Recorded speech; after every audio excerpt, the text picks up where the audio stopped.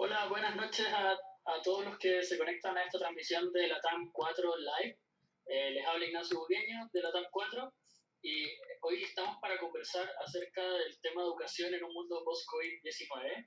Estamos acompañados de unos invitados bastante especiales. Tenemos a Ghislaine Liendo, que ella es Senior Market Manager de Khan Academy en Perú. ¿Cómo está Ghislaine? Hola, gracias, muy bien. Y también estamos acompañados de Osvaldo Ospina, quien es coordinador de investigación de la Escuela de Negocios de la Universidad Sergio Arboleda, que se une a nosotros desde Colombia. ¿Cómo estás, Osvaldo? Muy bien, Ignacio, muchas gracias por la invitación. Un saludo a todos y a Cite.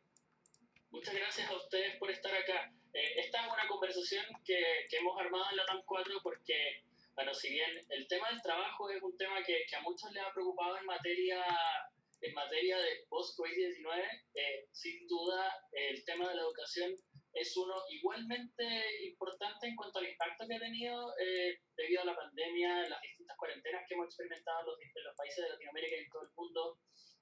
Hay 1,2 mil millones de niños en 186 países que hoy no están yendo a sus escuelas, y eso sin contar la educación superior. Estamos hablando de millones de universitarios que también están recibiendo su educación a distancia o no la están recibiendo, y sin mencionar también que hay distintos procesos educativos que ocurren fuera de esas instancias. La educación, digamos, que ocurre quizás en cursos o en aprendizaje dentro de la empresa, en distintas organizaciones no gubernamentales, en fin. Entonces estamos hablando de un impacto que asciende a una cantidad muy relevante de la población mundial, y dado eso creemos que es importante analizar la situación. Entonces quisiera comenzar dejándoles la pregunta para comenzar, que es la que nos estamos haciendo todos finalmente. ¿Qué pasa después? ¿Qué pasa cuando esto termine, cuando volvamos a lo que sea que llamemos normalidad después de que termine esta pandemia, que las personas vuelvan a salir a la calle con las distintas medidas que tengan? ¿Cómo nos imaginamos la educación post-COVID-19? ¿Estamos hablando de algo que se va a quedar igual? ¿Algo que va a tener transformaciones permanentes, o una suerte de mix entre la educación tradicional y lo que estamos viviendo hoy, que es principalmente online? No sé si quieres partir tú, Ghislaine. Sí, gracias. Sí, mira, de hecho esta situación nos va a hacer repensar, creo que todos los sectores, y educación no va a poder salir de esto. Yo lo que he venido pensando estas semanas es que principalmente la educación creo que va a cambiar en 3 factores como claves. Uno es que se va a romper el paradigma de que, que la educación solamente se puede dar en 4 paredes dentro de un aula, en la escuela. Y eso no quiere decir que la tecnología va a reemplazar a la escuela, ni mucho menos, pero creo que ya se va a entender de que puede ser complementario, ¿no? Que los dos espacios pueden convivir y más bien pueden ayudarse mutuamente. Eso creo que es un tema que va a cambiar. Luego, el segundo es un cambio de roles, definitivamente.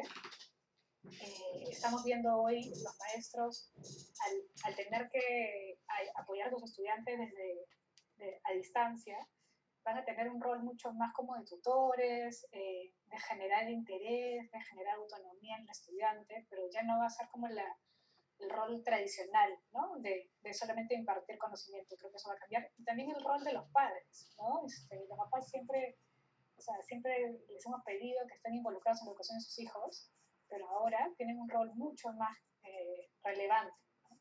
Y el tercer tema que creo que también va a cambiar definitivamente es que la conectividad, el acceso a Internet va a pasar, sobre todo en Latinoamérica, va a pasar de ser, como dicen en Estados Unidos, va a pasar de ser un nice to have a un must have, ¿no? O sea, va a ser tal vez un derecho humano, no sé, pero esta situación en la que estamos ahorita, no sabemos si va a pasar varias veces durante nuestras vidas, ¿no? Entonces tenemos que estar preparados y no podemos tener las brechas de conectividad que tenemos en nuestros países. En Perú, solamente el 28% de los hogares tienen conectividad en sus casas. Entonces, ¿cómo esperamos que los estudiantes puedan lidiar con este desafío, ¿no? Y las familias. Entonces, creo que esos 3 temas son cosas que hay que pensar para después. De todas maneras, Osvaldo, tú trabajas en una universidad, quizás nos puedes contar también un poco la perspectiva de la educación superior en este tema. Sí, gracias. Pues mira, yo creo que lo que estamos viviendo es un laboratorio acelerado de transformación de la educación y del aprendizaje. Y para pensar en esa pregunta de cómo será después, será parte de cómo vamos o cómo estamos viviendo esta etapa. Por ejemplo, sí, desde la universidad, estas semanas, que cada semana parece que fuera en sí misma un año, un mes, de muchas transformaciones, porque ha implicado para todos los que hacemos parte de una comunidad universitaria, de una comunidad de aprendizaje, asumir unos nuevos roles. Entonces, aquí se está repensando el profesor, precisamente como lo señalaba Dudley, asumir una nueva postura, el rol del profesor, que siempre a veces se señala en estas épocas que debe cambiar, que es otro, pues este es el escenario, o sea, no hubo más excusas, nos vimos abocados a tener otro papel y pensar que ese maestro transmisionista ya no va más. Y es un maestro que se prueba cuando empieza a probar esa misma práctica que a veces se llevaba al aula de ir, impartir y hablar y hablar y hablar. Y hoy cada vez en cada iteración que se tiene con una videoconferencia, está diciendo, oiga, aquí el rol del maestro debe ser otro. Porque si los contenidos, muchos de ellos están en internet, en cursos, en videos en YouTube, en libros, en cientos de materiales que hoy están de acceso a la red, entonces, ¿cuál es el papel del maestro? El maestro debe ser ese maestro acompañante, facilitador, curador de contenido y llegar al aula, en este caso un aula global, facilitando y la conexión con sus estudiantes en cientos de lugares para entrar a facilitar experiencias de aprendizaje. Entonces, en este tiempo en la universidad ha significado es una resignificación de los roles, también de los estudiantes, donde los sondeos que hacemos cuando hablamos con ellos también reconocen otra manera en que ellos se están involucrando en el aprendizaje.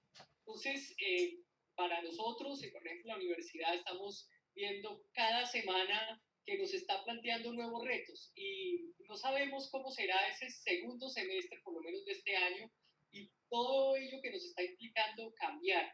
Creo que tenemos una perspectiva muy abierta, muy en sintonía, todos pensando en el proceso de aprendizaje. La tecnología, tanto cuanto pueda apoyar pues, en los procesos de aprendizaje y también cómo el maestro se resignifica y la universidad como todo entra a apoyar y a complementar y a facilitar ese proceso. Perfecto. Y hay un tema relevante en eso último que señalabas, en el fondo, en esta transformación, que es que, bueno, nuestro modelo educativo actual, que está basado en el fondo, que viene de, diría yo, de la primera revolución industrial, estamos hablando de los tiempos de la máquina de vapor, es un modelo que si bien tiene una penetración en los países del mundo, digamos, una cantidad de adopción tremenda, si hay algo que comparten, una realidad que comparten todos los países latinoamericanos, y no solamente lo digo porque están ustedes acá, sino que porque tenemos también, nos están escuchando personas de Argentina, de Uruguay, de Colombia, de Perú y de Chile, entonces, algo que compartimos distintos países de Latinoamérica, a pesar de nuestras realidades distintas, es que niños que debiesen estar en el colegio no lo están. Muchas veces hay alumnos que por distintos motivos socioeconómicos o motivos también educativos se quedan fuera del sistema, y ahora estamos hablando de una transformación que, como señalaban ustedes dos, también supone un problema debido a la falencia que tenemos de acceso a Internet en Latinoamérica. Entonces, ¿cómo hacemos ese salto, esta suerte como le decimos mucho en la TAM 4, el leapfrog, que finalmente nos estamos saltando un paso de llevar a todos los niños a las aulas y ahora queremos llevarlos directamente todos a esta nueva realidad educativa? Entonces, ¿cómo finalmente ven ustedes que se haga eso y si finalmente como países latinoamericanos tenemos la capacidad de hacerlo? No sé si alguno de ustedes quiere partir con alguna idea. Bueno, dale, si quieres, Juan, ¿te quieres?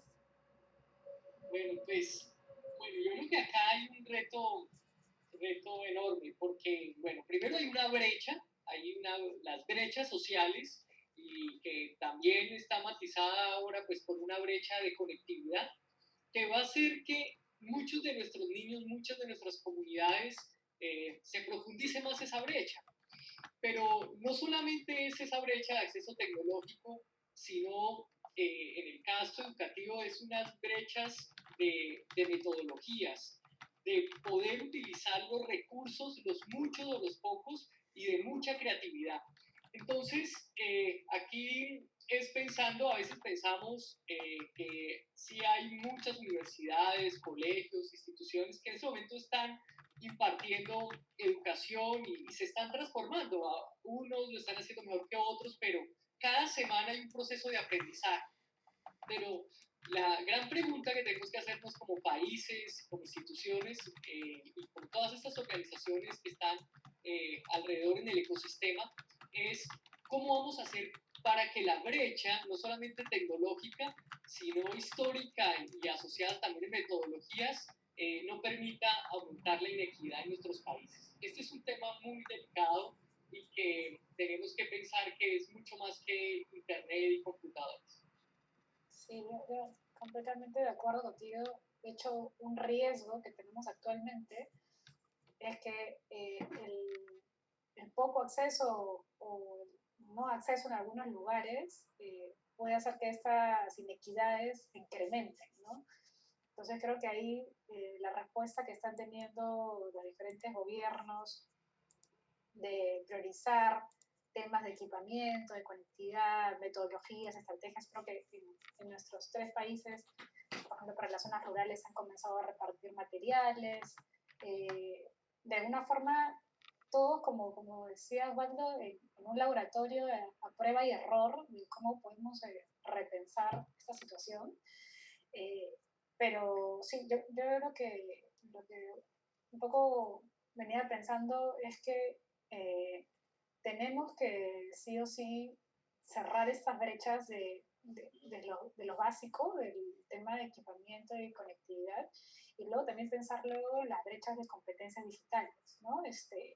Y cómo tal vez dar el salto no, no como en la escalera que uno pensaría tradicionalmente, sino a veces también dar saltos, ¿no? O sea, por ejemplo, en India, muchas escuelas no tienen, por ejemplo, computadoras, tienen celulares, o sea, dan celulares, ¿no? Y, por ejemplo, como en una situación como esta, en la que hay una crisis y todos nos estamos rompiendo la cabeza de cómo hacer para que el equipamiento que está en la escuela llegue a los estudiantes, tal vez el celular hubiera sido algo mucho más sencillo, ¿no? Y el estudiante se quedaba conectado a ese equipo, que es mucho más barato, que tiene además más posibilidad de recambio que la computadora, y que le permite igual tener acceso a un mundo de información, ¿no? Entonces, creo que tenemos que realmente, o sea, cambiar nuestro paradigma de lo que pensamos que es la evolución y pensar, o sea, fuera de la caja y hacer estos saltos, ¿no? Estos saltos grandes. Es tremendamente importante lo que señalas, principalmente porque, bueno, nosotros antes de que nos fuéramos toda cuarentena, en el fondo, grabábamos semanalmente un podcast en la TAM 4, y uno de los temas que estudiamos, por ejemplo, fue que en el caso de China ocurrió un fenómeno muy, muy curioso en el tema financiero, que es que las tarjetas de crédito eran muy inaccesibles en China para la mayoría de la gente. ¿Y qué pasó? Que finalmente no hubo una transición de ocupar efectivo a pasar a ocupar tarjetas de crédito, sino que finalmente lo que ocurrió fue que las empresas de tecnología comenzaron a desarrollar más rápido aplicaciones para usar en el fondo banca digital móvil, que los mismos bancos fueron capaces de desarrollar la tecnología, o sea, a llevar las tarjetas a las manos de los ciudadanos. Entonces, finalmente lo que ocurrió en China fue que más personas hicieron el salto directo de ocupar efectivo a ocupar sus teléfonos móviles, que ocupar efectivo y luego tarjeta y luego teléfonos móviles, que es lo que está pasando en el resto del mundo. Con la educación quizás puede ser lo mismo, y le planteo la pregunta principalmente porque, bueno, sabemos que en general los gobiernos funcionan un poco más lento que el sector privado, y lo que desprende un poco de conclusión de lo que ustedes dos señalan es que un pilar fundamental de este nuevo paradigma educativo implica también la capacidad de iterar muy rápido, de ser capaces de experimentar y reaccionar en forma muy ágil. Entonces, les hago la pregunta en el fondo, ¿cómo debiesen o cómo se imaginan ustedes quizás en forma ideal que un gobierno debiese responder a esta nueva realidad educativa? Porque considerando que la educación pública es un pilar en donde, sobre todo en Latinoamérica, la gran mayoría de los estudiantes están, la respuesta que dé un gobierno a la situación que hoy enfrentamos va a ser clave para el futuro educativo de millones de niños en toda Latinoamérica. Sí, ahí yo creería,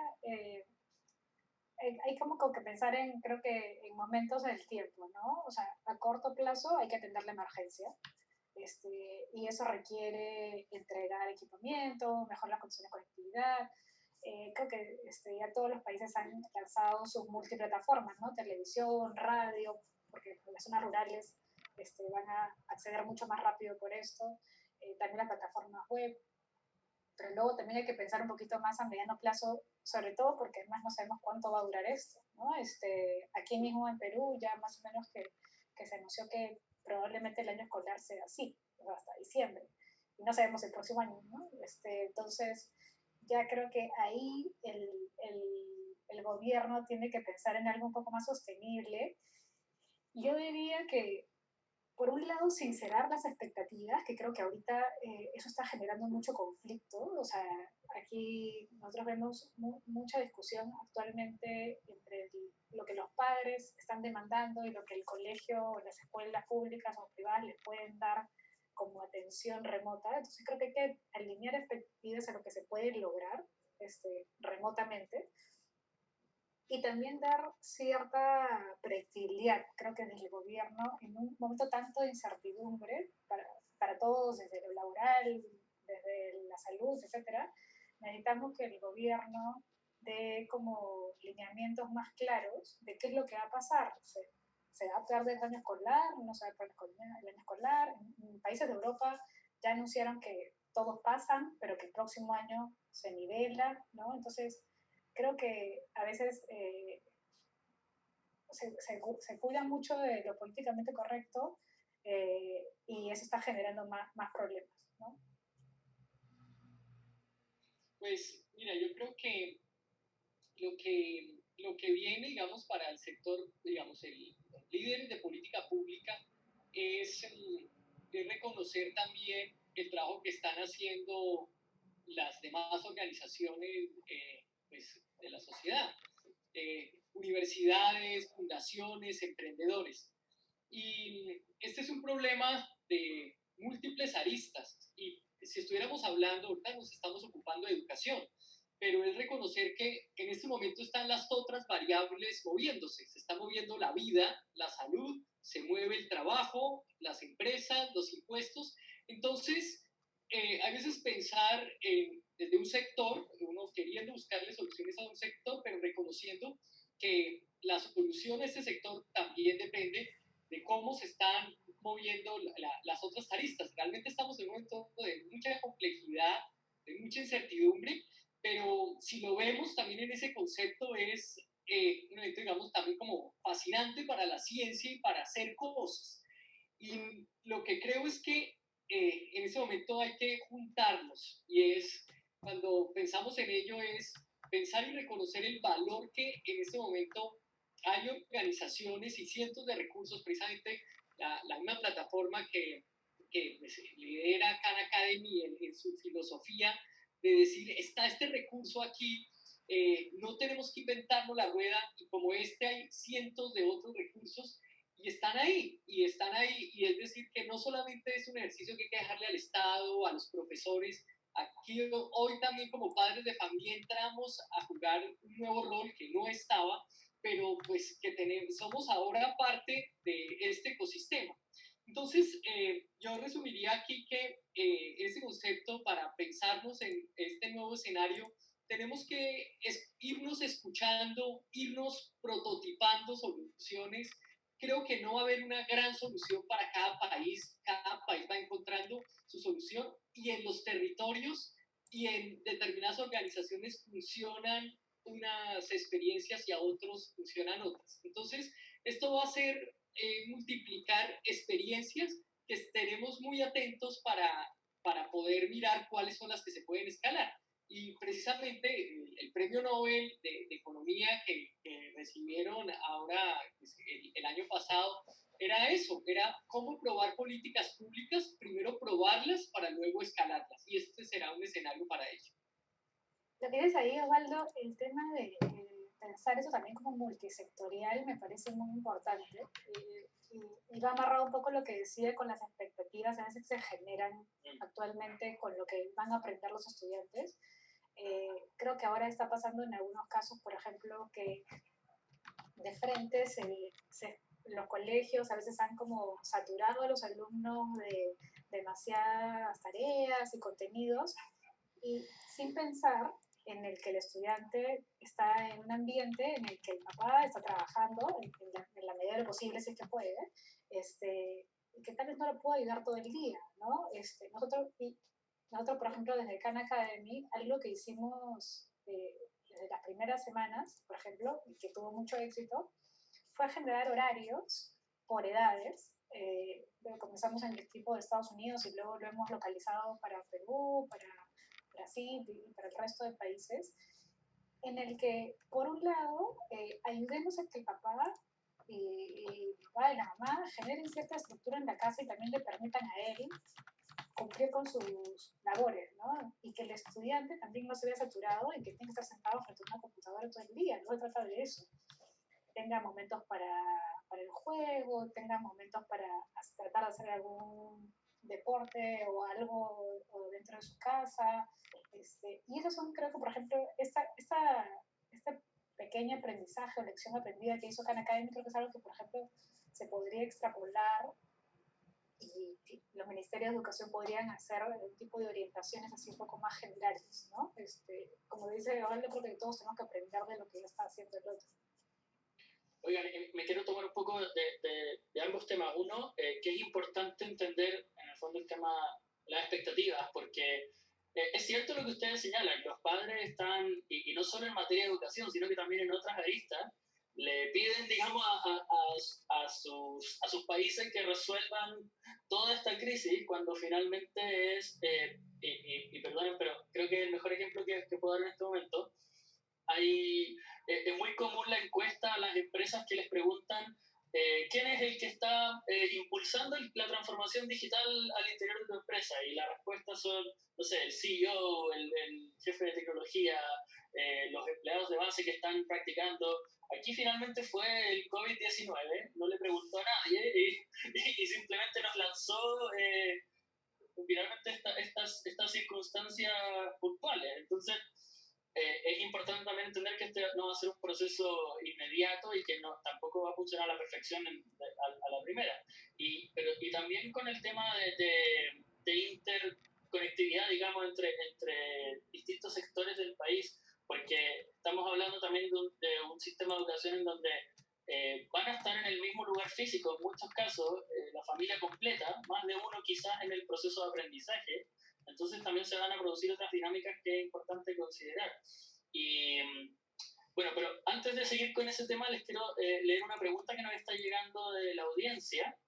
Juan Mauricio nos pregunta, específicamente por el caso de Colombia, Osvaldo, donde él dice, voy a leer textual, en Colombia la calidad es llenar un salón. Entonces, ¿cómo se resuelve la cantidad de niñas y niños en un salón cuando el niño es un factor de riesgo para adultos mayores? Y hago esta pregunta en el fondo también llevando a lo que estamos conversando. Si la transformación llegó para quedarse, ya no podemos medir la calidad por cuántos niños van al colegio finalmente o cuántos estudiantes van a la universidad, en fin. Entonces, no sé si quieren abordar ese tema primero, falta porque la pregunta es por Colombia. Bueno, será una pregunta de Colombia, pero esto pues tiene pues como alcance a cualquier latitud. Yo creo que en primer lugar no vamos a volver a lo que teníamos a marzo y a ese mundo anterior. Y esa pregunta de saber que ya los salones de clase no pueden tener estos números, por lo menos en este corto plazo, mientras volvemos a tener contacto físico y podemos disminuir lo que hoy ha marcado como distanciamiento social. Y es, hoy ya los colegios y las universidades están definiendo que el otro semestre, pues los cursos van a tener que ser más pequeños. ¿Y eso qué implica? Que no se va a tener que ir todos los días al colegio o a la universidad, que unas materias se van a tomar en la casa y cuando se vaya a la universidad o al colegio será porque se van a hacer los talleres, los laboratorios, los deportes. Entonces, cuando se plantea que va a haber un cambio en lo que tiene que ver en esas dinámicas de los lugares donde hoy se aprende, y anoto algo de lo que tú decías, Isenere, al inicio, que se está dando cuenta que para el aula, digamos, es solo uno de los espacios donde se aprende. Y hoy con este escenario estamos viendo que aprendemos en casa, aprendemos en internet, aprendemos en sí mismo del mismo contexto de lo que nos está trayendo hoy el COVID. Y hoy estamos aprendiendo sobre aritmética, estadística, sobre geografía, sobre política, y un buen maestro sabe utilizar esos recursos para llevarlo y enriquecer la experiencia de aprendizaje. Entonces, cuando estamos pensando en un cambio de esta naturaleza, también tendremos que pensar en un cambio en el ritmo de la vida, en otros escenarios, en el mundo del trabajo, porque si el papá, o sea, si el niño ya no va a estar los 5 días de la semana en el colegio, ¿qué implica entonces? Que va a estar otros días en casa, o sea que hay otros días que el papá deberá estar trabajando en casa y haciendo unos acuerdos sobre los ritmos de trabajo. Y si el transporte masivo ya no puede estar a tope, ¿qué implica? Que los ritmos de las ciudades ya deben ser otros. Entonces, sencillamente, sí es algo, Juan Mauricio, que se está reevaluando y, por ejemplo, desde la universidad de la cual hago parte, pues estamos mirando ya para el siguiente semestre cómo abordar esos números en las aulas. Hay otro tema que también está preguntando el público, que hay dos preguntas sobre esto, que son una, que es Maximiliano, que hace la pregunta diciendo que si bien la mayoría de los jóvenes se consideran nativos digitales, hay muchos profesores que en la práctica son analfabetos digitales. Entonces, ¿cómo apoyamos a los profesores para que puedan manejar esta herramienta y en el fondo aprovechar completamente las herramientas que están disponibles para el aprendizaje de los estudiantes? Y de hecho, Marcela también pregunta que si se ha considerado dentro de este proceso educar a los padres en estos aspectos, por ejemplo.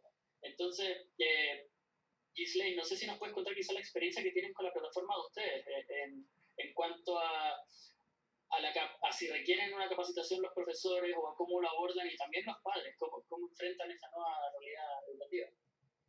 Sí, nosotros, mira, para contarte, si bien Khan Academy tiene 11 años, nosotros en Perú estamos desde el 2018 y estos 2 años y medio, en verdad, han sido muy fuertes de realmente entender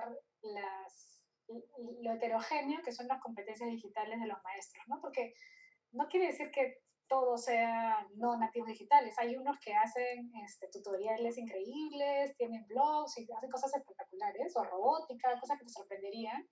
Pero también hay unos que, claro, algunos no tenían ni correo electrónico cuando hemos hecho capacitaciones, ¿no? Entonces, creo que sí, o sea, hay que formar a los maestros, es algo que tenemos que hacer sí o sí.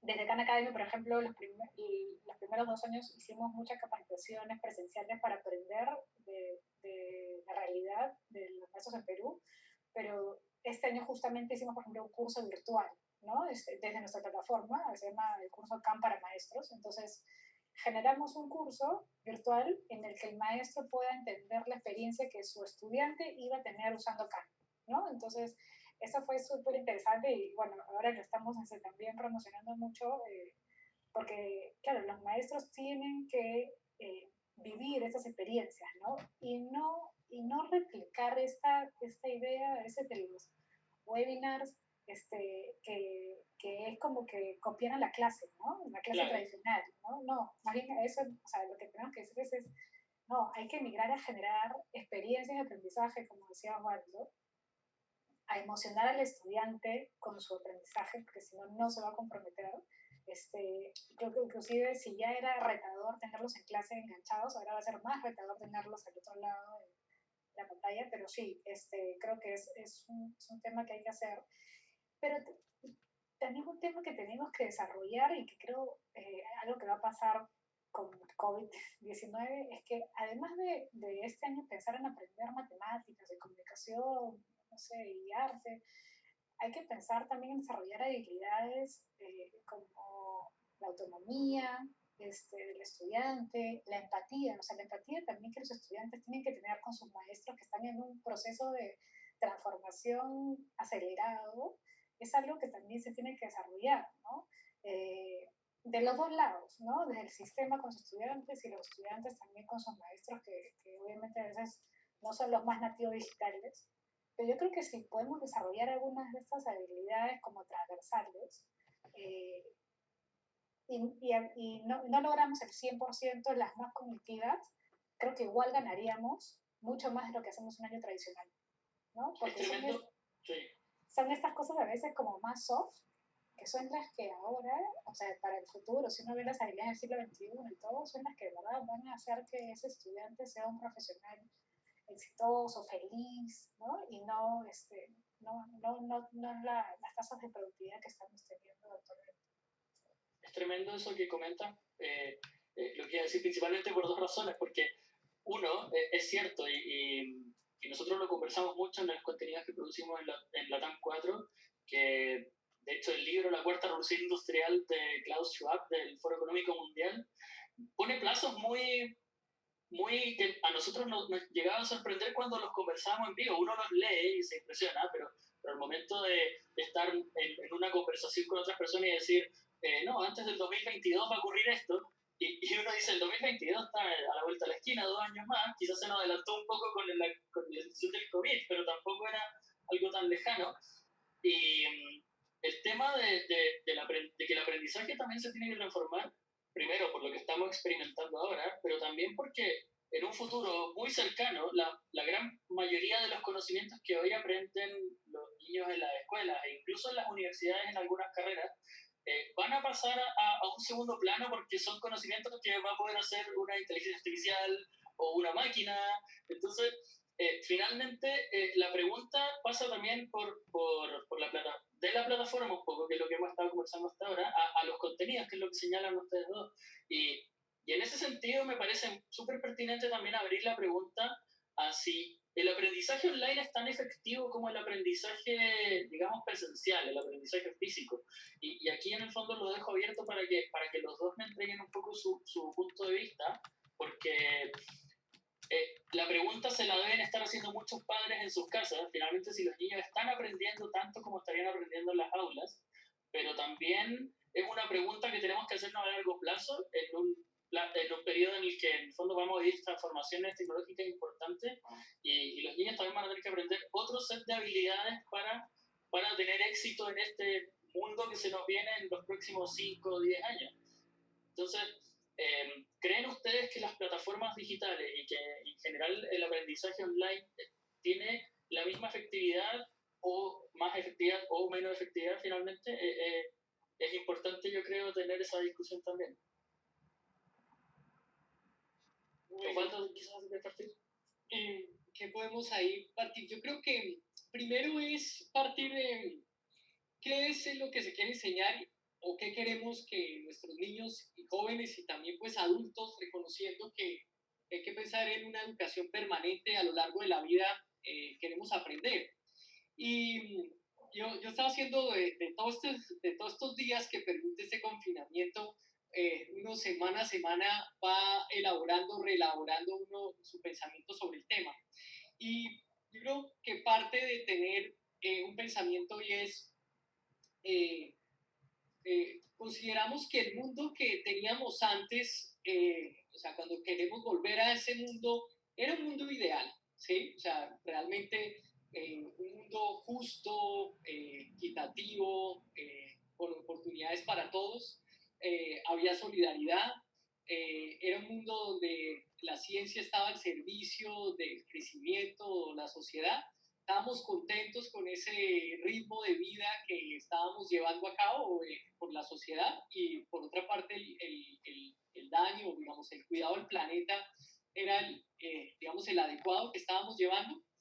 Eso como para ponerlo de base y decir, creo que lo que tenemos hoy en nuestras manos es una oportunidad, seguramente se podrá hacer más en universidad, pues de acuerdo al escenario que aborde un tema integral y es repensar qué es lo que quieren que sus jóvenes y niños desarrollen como habilidades para este futuro y para desarrollarse con éxito en este siglo XXI, que siempre en los documentos y los filósofos dicen digamos, el siglo de la incertidumbre y del cambio. Y este ya llegó el año para hacer visible todas estas competencias. Entonces, con ese marco, lo que yo señalo es que no puedo señalar cuál puede ser la experiencia, si la presencialidad o la virtualidad es lo mejor. Partamos, ¿qué es lo que queremos que desarrollen? Ciudadanía global, ¿cierto? Conciencia, solidaridad, colaboración, empatía, creatividad. Cuando yo pienso que eso lo puedo desarrollar a través de cualquier medio, la manera en que ya están los contenidos, creo que la virtualidad tiene un gran componente. Y el maestro, ahí es donde entra el nuevo rol, es ese mentor que ayuda a identificar la mejor manera entre lo presencial y lo virtual para desarrollar esas competencias que requiere esta persona para ser un ciudadano que aporte y construyamos una mejor sociedad. Y ahí yo también creo que la pregunta, Nacho, tendría que cambiar un poco y no poner como en competencia los dos mundos, ¿no? Más bien creo que tienen que coexistir. Algo que pasaba las primeras veces que conversábamos con maestros presentándoles el Khan Academy, ¿no? Tratando de sensibilizarlos y todo, muchos decían que tenían mucho miedo de que la tecnología los iba a reemplazar, ¿no? Y creo que ese es un paradigma que hay que romper. Nosotros en Khan Academy, por ejemplo, Salman Khan, que es el fundador, hace poco le hicieron una entrevista y él mismo decía, ¿no? Si me dieran a elegir entre un buen maestro y una buena plataforma, siempre iría por el maestro, porque el maestro puede usar una buena plataforma, pero la plataforma sola no va a ser el éxito. Entonces, yo creo que nosotros, si bien siempre hemos estado centrados en el estudiante y siempre tratamos de mejorar la experiencia del estudiante, en los últimos años hemos trabajado muchísimo para mejorar las funcionalidades que el maestro puede tener usando Khan Academy con sus estudiantes, y creo que ahora, si bien tenemos herramientas para el padre, nuestro debe también va a ser enfocarnos mucho más a los padres de familia para que también tengan herramientas para acompañar el aprendizaje de sus hijos, ¿no? Entonces yo creo que hay que pensar en que es complementario y pensar en el fin, ¿no? Que es lo que dice Osvaldo. O sea, creo que hay que cambiar un poco nuestro chip de evaluación, de cosas muy cognitivas y pensar un poco más en la trascendencia que va a tener el estudiante ya como persona, como profesional, ¿no? Como ciudadano. Y hablando de esa transformación, quizás quiero hacer una pregunta que suena muy radical, muy soñadora en el sentido de, estamos hablando de que hay un antes y un después en la educación con el COVID-19 y con el contexto en el que nos ha puesto a todos.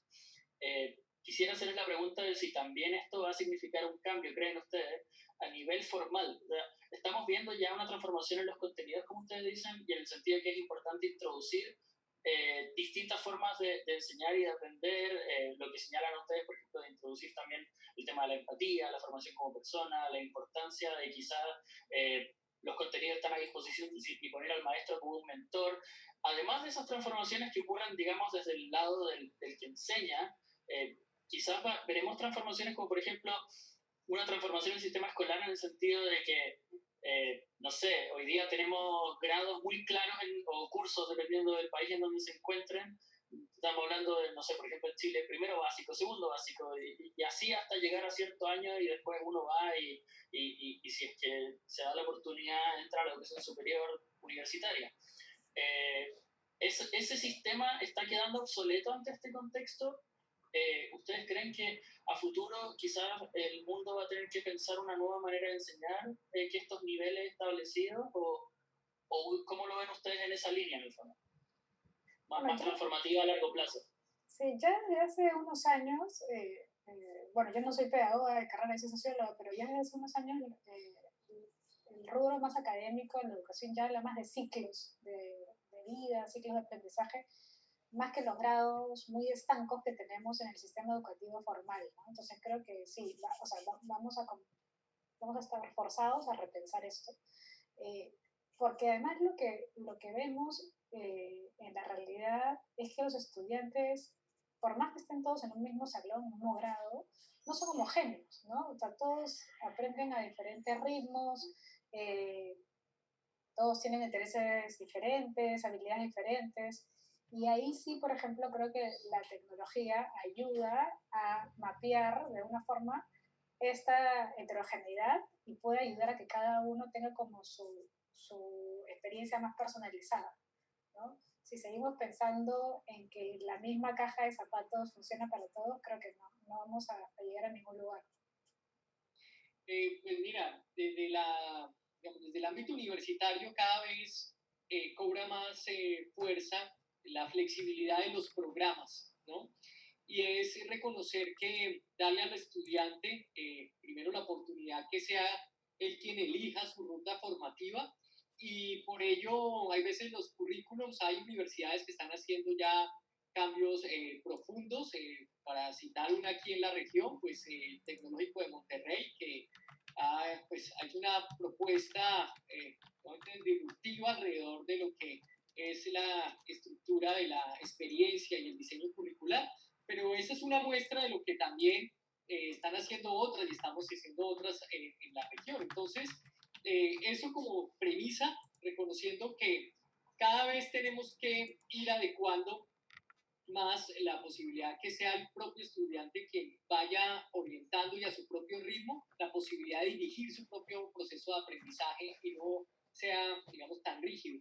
Ahora, pensando eso, ¿cómo puede escalarse a un nivel nacional o como política pública? Pues bueno, partirá mucho de cómo se van consolidando experiencias, y aquí parte mucho también la investigación, de poder mostrar la evidencia de cómo los procesos de aprendizaje están también facilitando también la manera en que, digamos, lo que está detrás es cómo conectar con el aprendizaje, cómo hacer que el aprendizaje en sí mismo sea el gusto. Y cuando se le dan esas habilidades desde los niños por aprender, porque cada uno desde, digamos, ahí lo que señalaba García Márquez, que desde niños puedan elegir lo que quieren hacer en su vida. Entonces, eso también replantea si la educación como tal debe seguir esos cursos tan rígidos, y esto va a abrir, digamos, formas y coger impulso a formas alternativas de educación. Por ejemplo, educación en casa, que siempre ha sido como una manera muy alternativa. Hoy con esta realidad muchas familias se pueden dar cuenta que pueden adelantar ese proceso con acompañamiento, y será parte de lo que saldrá de nuevos emprendimientos y nuevos maestros que ya no van a un colegio a enseñar, sino que hacen tutoría a niños virtualmente o van a sus casas, y será parte de esa reconfiguración. Entonces, yo creo que vamos en una etapa de transición, pero sin duda llegaremos a un escenario que aún no conocemos, pero sí diferente al que conocimos. Bueno, y siguiendo esa escalera, les hago la pregunta también de, más allá de los niños y del sistema escolar. Un tema, por ejemplo, nosotros dedicamos uno de nuestros capítulos a conversar sobre el futuro del trabajo, y creo que es un tema que se podría aplicar mucho aquí, porque una de las predicciones o, digamos, tendencias que se está dando en cuanto al futuro del trabajo es que las personas cada vez más están transformando la idea, y creo que lo mencionaron ustedes dos al comienzo, la idea de educación como algo que ocurre en una etapa de la vida y después se cierra, a una suerte de estado permanente de aprendizaje durante la vida. Y entonces le hago la pregunta finalmente, eh, quizá ustedes lo han visto también durante esta situación de cuarentena. Si es que ustedes ven también que esta crisis o que la situación del COVID-19 también abre la puerta a que este aprendizaje también ocurra más en otra etapa, en que en el fondo vemos a más personas que están en edad laboral, quizás entrar a cursos, porque también es importante mencionar algo que no podemos dejar de lado, es que cuando por ejemplo, yo alguna vez tomé algunos cursos online y muchas personas me decían como, ¿de qué te sirve el diploma de un cursito online? En el fondo siempre hubo una distinción entre la educación formal presencial versus la educación formal que ocurre en forma digital, y ahora un poco por golpe ya no existe esa distinción, ya de educación formal a educación, o sea, perdón, de educación presencial a educación digital ya no tenemos una línea tan clara. De hecho, tampoco este evento perfectamente podría haber sido uno que ocurrió presencialmente, pero dadas las circunstancias del caso no lo es. Y digamos, esas líneas se están borrando. Entonces, ¿creen ustedes que los niveles más avanzados de edad y de situación de vida y laboral de las personas, ¿también vamos a experimentar una transformación? ¿O se va a relegar principalmente al sistema educativo más joven?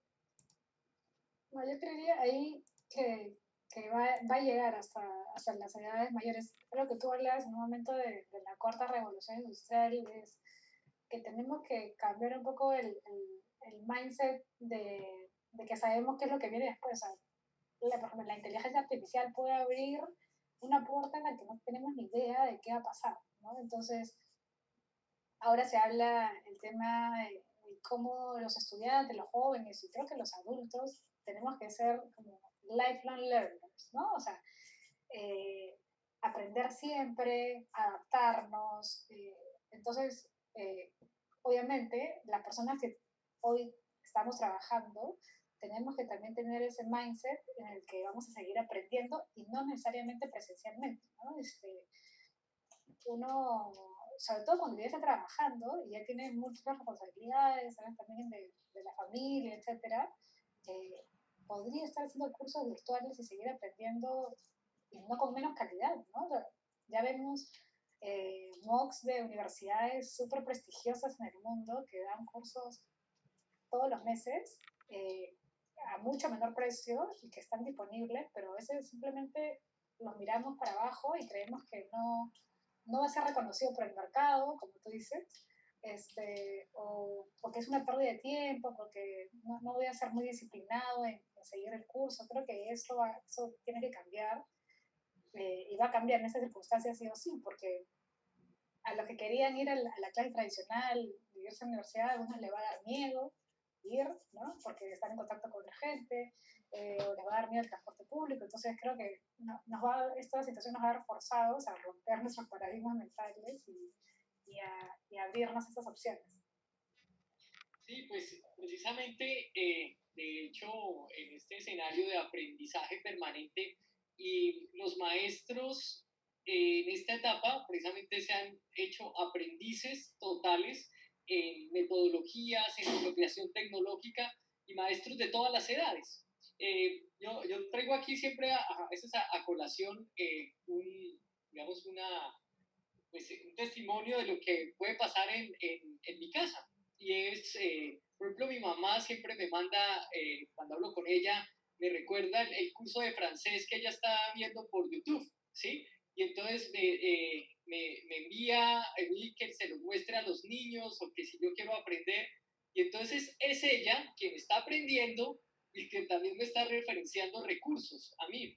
Y entonces me parece muy simpático porque estando uno en este medio, tiene uno la oportunidad de reflexionar y de ver y de sentir qué sentido tiene aprender más allá de un título y un certificado. Y es el sentido de sentirse vivo, de sentirse útil, de reconocer y a veces uno ha marcado una historia académica porque tiene pues un gusto, que tomó una carrera, una decisión desde muy temprana edad, pero eso hoy no le implica que uno quiera aprender otras cosas y pueden ser de otro ámbito. Entonces, yo creo que es un espacio muy bonito para enriquecer la vida en sí misma, de poder reconocer. Siento que es algo que venía pasando más allá de la experiencia hoy de la pandemia, pero que nos está haciendo cada vez más conscientes que podemos tener, digamos, dominio de lo que queremos ser y que tenemos los medios para hacerlo. Y mandarnos, ¿no? O sea, mandarnos a probarnos. O sea, yo, por ejemplo, algo bien curioso, contarle a tu mamá, Waldo, cuando yo comencé a trabajar en Khan Academy, como explorando la plataforma, ya yo conocí la organización, pero había visto en algún momento cursos, algunos temas de matemática, pero se me ocurrió, por ejemplo, meterme al curso de programación, que, o sea, no veía HTML desde el colegio. Entonces me metí y comencé a través de videos y ejercicios, o sea, dije, bueno, sí, quiero ver cómo se vive esto y en verdad creo que es en lo que todos tenemos que ir, como salir un poco de lo que hacemos o eh, las ganas de aprender algo nuevo debería ser algo que esté en nuestro día a día, ¿no? De temas laborales o no laborales, Y ahora la tecnología abre esos pasos. Ahora no sé si han visto, pero con ese tema de la cuarentena, la cantidad de tutoriales y videos de cómo cocinar. Yo estoy impresionada con la cantidad de videos de todos los platos que se pueden hacer y los influencers de comida que sacan sus recetas, o los mismos restaurantes ahora que están cambiando su mindset y enseñando cómo hacer sus platos. Entonces, creo que el aprendizaje cambia, va a cambiar a lo largo de nuestra vida de todas las formas. Perfecto. Quiero leer algunos comentarios, principalmente para dar paso a la próxima sección que tenemos en la TAM 4, y es que, bueno, por ejemplo, nos dice Candelaria, bueno, ella dice, se comenta que alrededor del 50% de los alumnos del mundo no pueden acceder en este momento a educación digital. Juan Mauricio también nos señala que hay organizaciones como la UNICEF que han lanzado alertas de cómo el COVID podría generar deserción escolar. Y finalmente Marcela también nos comentó que el tema es que finalmente se tiende a una estandarización de las competencias de los alumnos si hay una forma concreta de poder acercar la nueva educación a los alumnos con otras competencias. Ella da el particular caso de los niños con trastorno de déficit atencional, a quienes los cambios de modalidad les afectan muchísimo. Quiero hacer un poco de referencia, esto lo conversamos antes en la transmisión, un poco hablando de cómo hay que instalar quizá este proceso de aprendizaje en donde hay que adaptarse, lo conversamos al principio.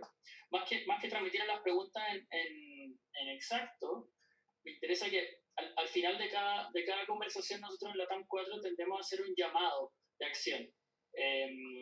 Ustedes si tuvieran, y les dejo estos comentarios también para acompañarlo en la reflexión, si tuvieran enfrente a líderes de la sociedad civil o de líderes de empresarios o líderes de gobierno, finalmente, ¿qué acción ustedes los invitarían a tomar y que creen que es clave para el contexto que estamos viviendo y en particular en el tema que estamos conversando hoy de educación en un mundo post-COVID-19?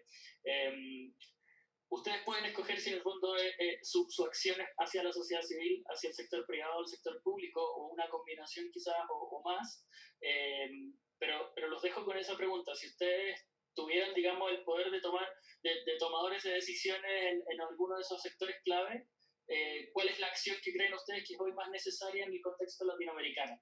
El que quiera comenzar está bien. No se peleen. Yo paso. Claro, bueno.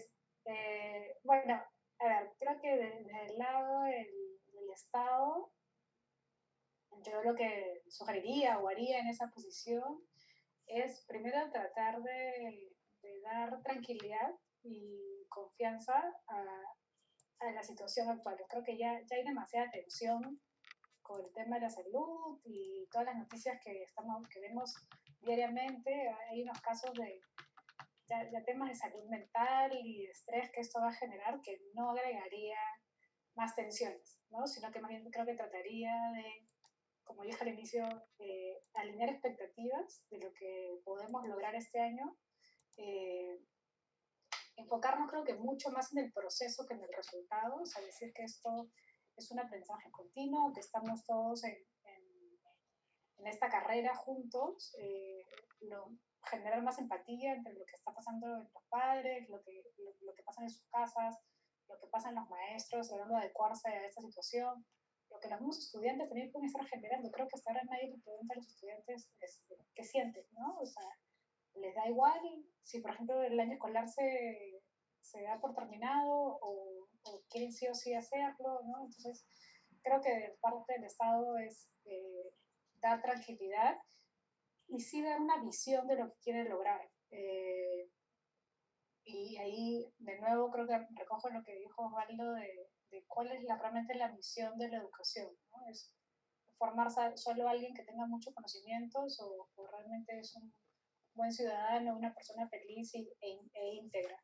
Entonces creo que ahí el Estado tiene un rol importante y convocar también al sector privado y las organizaciones sin fines de lucro, a las universidades, a todos los actores educativos a que se sumen a esto y que tratemos de mejorar las condiciones de lo que podemos hacer, ¿no? O sea, en términos de conectividad y equipamiento, creo que hay cosas que se pueden hacer, hay soluciones que se pueden dar. Aquí se está hablando mucho, por ejemplo, con las teleoperadoras, del rol que podrían tener, por ejemplo, liderar de paquete de datos algunas plataformas educativas o la misma del Estado. Entonces, creo que hay ese tipo de acciones muy concretas desde diferentes sectores que se pueden sumar, ¿no? Eso creo que sería mi llamado un poco a toda la comunidad.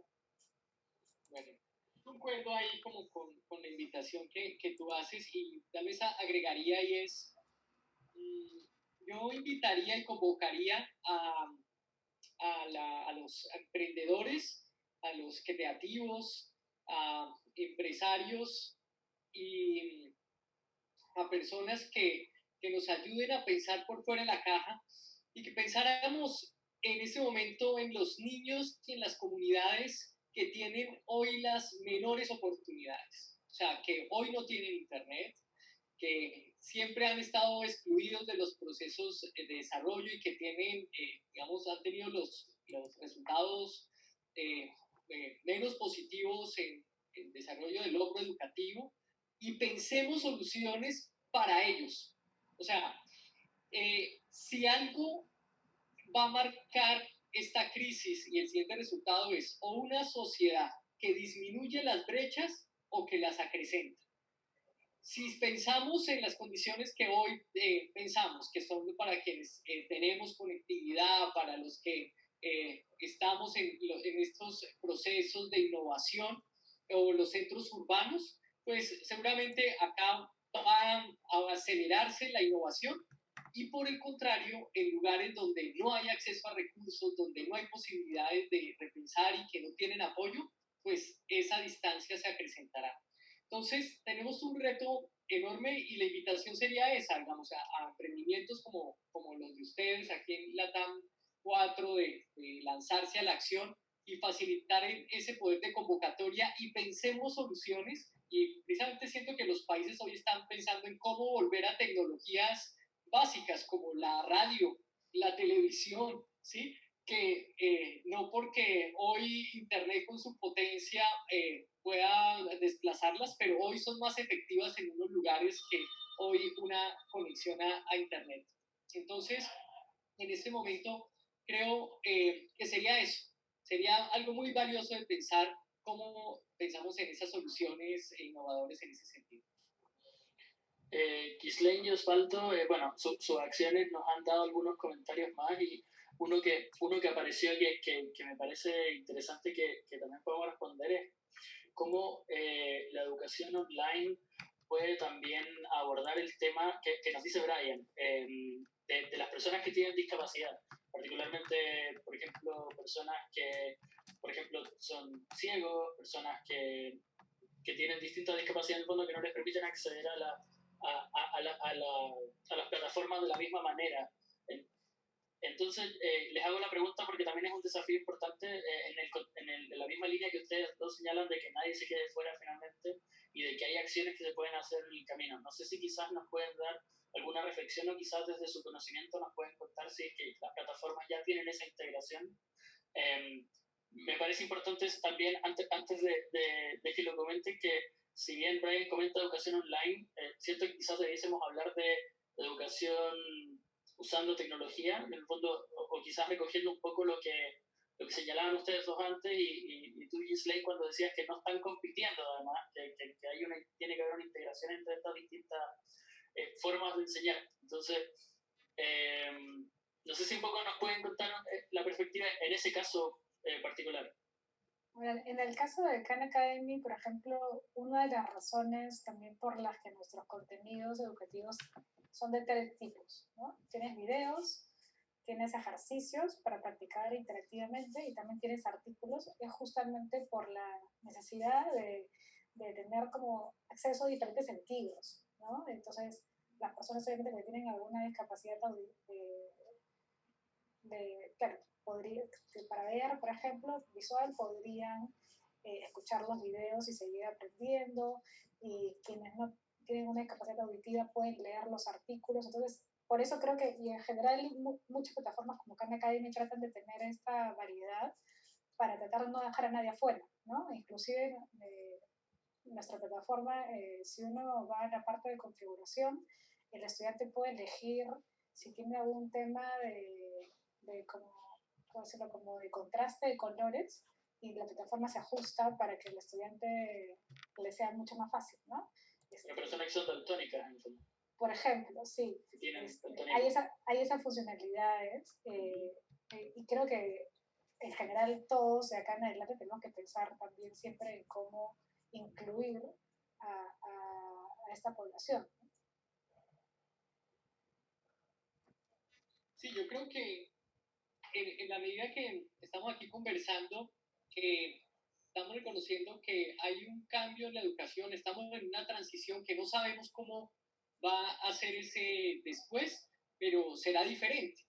Y en ese diferente, la inclusión debe cobrar un papel primordial. Desde hace solo unos años se empezó a revisar que las aulas empezaran aquí en Colombia a hacer aulas de inclusión, que permitieran que personas con diferentes habilidades, condiciones, pudiesen estar en un mismo entorno para aprender. Pero si empezamos a reconocer que ya el aula no va a ser, o el colegio o la universidad como espacio físico, el lugar, digamos, central del aprendizaje, sino que hay unos múltiples ambientes, hay un ecosistema que debe pensarse para las diferentes formas de aprender y de las diferentes condiciones que como individuos hay en la sociedad. Entonces, hace parte de esos nuevos roles, hasta nuevos roles de profesiones, hablando ahorita del mundo del trabajo, y es esas personas que son como arquitectos de aprendizaje, que son capaces de identificar los recursos que pueden haber digamos, en línea, internet, las maneras, los tiempos que son pertinentes para estar expuestos a estos recursos, y también el acompañamiento presencial que requerirá de un maestro, de un tutor, o de un tutor que podrá hacer también sus posibilidades de dar su acompañamiento, por ejemplo, a través de un podcast para personas que puedan tener limitaciones visuales, pero que se acompaña y se hace un ejercicio versátil para mirar y responder a las posibilidades, que ninguna persona tenga o pierda las posibilidades de aprender. Perfecto. Giselle y Osvaldo, les quiero dar las gracias por habernos acompañado hoy. La verdad es que este es un tema tremendo y podríamos extendernos mucho tiempo más, pero creo que en esta conversación hemos tenido un poco más de luces en cómo nos imaginamos la educación después del COVID-19, cuando salgamos de nuestras cuarentenas y en el fondo retomemos una nueva vida en sociedad. Además, también hemos puesto en la conversación los distintos desafíos que tenemos en Latinoamérica, y les quiero agradecer también por la manera en que los han abordado, sobre todo con las acciones que nos quedamos. Le quiero decir a las personas que nos están acompañando que si quedaron con comentarios pendientes, con dudas, nos pueden escribir por correo, nos pueden escribir en redes sociales. En Latam 4 lo pueden encontrar como Somos Latam 4 en Facebook y Twitter, o en Instagram como Somos Latam 4 AT. Aquellos que, que no nos están viendo, además, van a poder, si quieren recomendar a las personas que están viendo que no están viendo este programa, va a estar en el canal de YouTube, que es Latam 4. Y además los que se conectaron podrán evaluar el evento a través de correo. Su feedback es súper importante para nosotros para seguir desarrollando este tipo de instancias. Ahora me parece que allá en Perú y Colombia son las 9 de la noche con 6 minutos, así que no les voy a quitar más tiempo. Aquí en Santiago son las 10 de la noche con 6 minutos. Los despido, no sé si alguno quiere dejar algún comentario final antes de que cerremos. Bueno, yo primero agradecerles la invitación. Creo que ha sido muy provechoso esta conversación, ¿no? Realmente, a veces ahora, yo el otro día me preguntaban cómo era el formato y me decían, ya hay muchos webinars, ¿no? En esta situación. O sea, no, esto es como lo que me gusta de este espacio que ustedes han generado, es que es como muy informal, muy en confianza y muy sincero de lo que queremos aportar a la discusión. Yo creo que lo hemos dicho varias veces durante esta hora, y es que, que nos animemos a pensar fuera de la caja, rompamos paradigmas, no nos estresemos tanto. Creo que ya hay muchas razones para estar estresados ahorita. Hay que tomar esto lo más positivamente posible. Hay que ver que abre la puerta a una oportunidad que tal vez hemos estado pateando mucho como países. Latinoamérica, creo que el tema de la transformación digital y las habilidades que se venían en el futuro y todo, teníamos tantas necesidades, creo que muy básicas, que esto siempre lo hemos ido pateando y pateando y pateando. Ahora el COVID-19 nos lo ha puesto enfrente, así que hay que abrazarlo y realmente pensar en cómo transformar esto para bien para nuestros países. Vale. No, pues agradecer pues por la invitación, por la iniciativa y reconocer que este espacio que tuvimos es un espacio de aprendizaje que se da en medio de esta coyuntura. O sea, creo que no lo hubiésemos tenido si estuviésemos en el mundo pasado. Entonces, ha sido un gusto conocerles. Gracias, José, por la invitación. Ignacio, a Jenny también conocerte y bueno, tener aquí la posibilidad de tener unas nuevas ideas para seguir alimentando la discusión.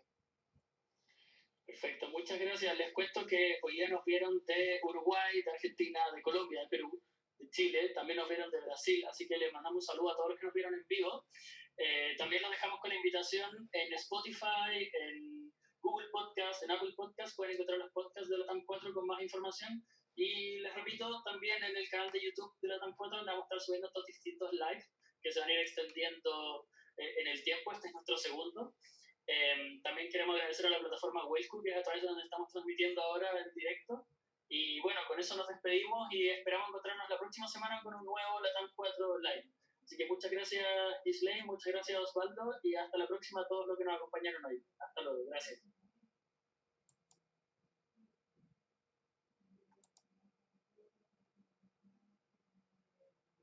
Hola, hola.